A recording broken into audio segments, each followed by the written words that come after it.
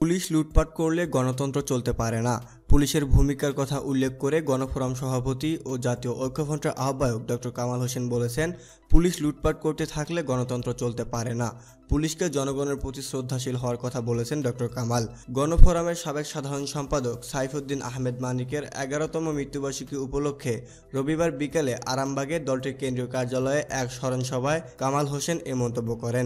সাইফুদ্দিন আহমেদ মানিককে আদর্শ মানুষ উল্লেখ করে তার আত্মার মাগফিরাত কামনা করেন ডক্টর কামাল। কামাল হোসেন বলেন, পুলিশ হিসেবেই দায়িত্ব অবশ্যই পালন করবে, জনগণের অধিকার রক্ষা করে, মর্যাদা রক্ষা করে। পুলিশ অন্যভাবে আইন প্রয়োগ করবে না। গণতান্ত্রিক দেশে পুলিশের কঠিন দায়িত্বশীল ভূমিকা অপরিহার্য। গণতন্ত্র চলতে পারে না যদি পুলিশ লুটপাট করতে থাকে। জনগণকে আক্রমণ না করে শ্রদ্ধাশীল থেকে দায়িত্ব পালন করতে হবে পুলিশকে। সমাজে ধনী গরিবের বৈষম্যের কথা তুলে ধরে গণফোরামের সভাপতি বলেন, দেশের কতিপয় লোক অসাধারণভাবে সম্পদের মালিক হয়ে যাচ্ছে, যার সংখ্যাগরিষ্ঠ মানুষ বঞ্চিত হচ্ছে।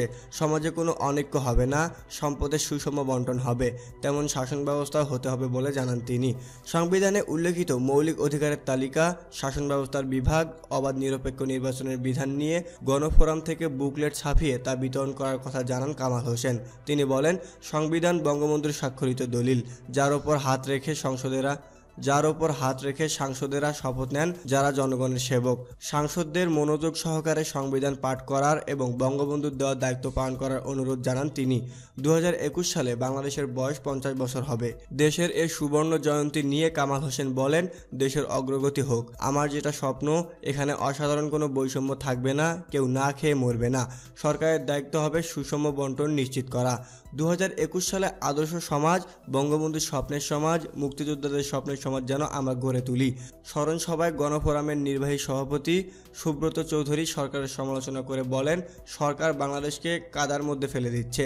এ অবস্থা থেকে দেশকে মুক্ত করতে হলে দেশকে একটি চ্যালেঞ্জের জায়গায় যেতে হবে।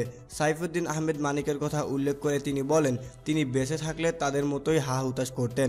ডাকসু নির্বাচনেও দিনের ভোট রাতে হওয়ার আশঙ্কা প্রকাশ করেন সুব্রত চৌধুরী। সরকার দলীয় ছাত্র সংগঠন ছাড়া ডাকসু নির্বাচনে অংশ নিতে ইচ্ছুক অন্য সংগঠনদের উপর হামলা চলছে বলে অভিযোগ করেন তিনি। একাদশ জাতীয় সংসদ নির্বাচনে গণফোরামের উদীয়মান সূর্য প্রতীক নিয়ে সিলেট 2 আসন থেকে জিতে আসা গণফোরামের প্রেসিডিয়াম সদস্য মোকাব্বির খান গণফোরামকে বিকল্প রাজনৈতিক শক্তি হিসেবে গড়ে তোলার আহ্বান জানান। এছাড়া নির্বাচনের আগে গণফোরামে যোগ দেওয়া মেজর জেনারেল আসমা আমিন থানা ও মহানগর পর্যায়ে দলের কার্যক্রম বাড়ানোর উপর জোর দেন।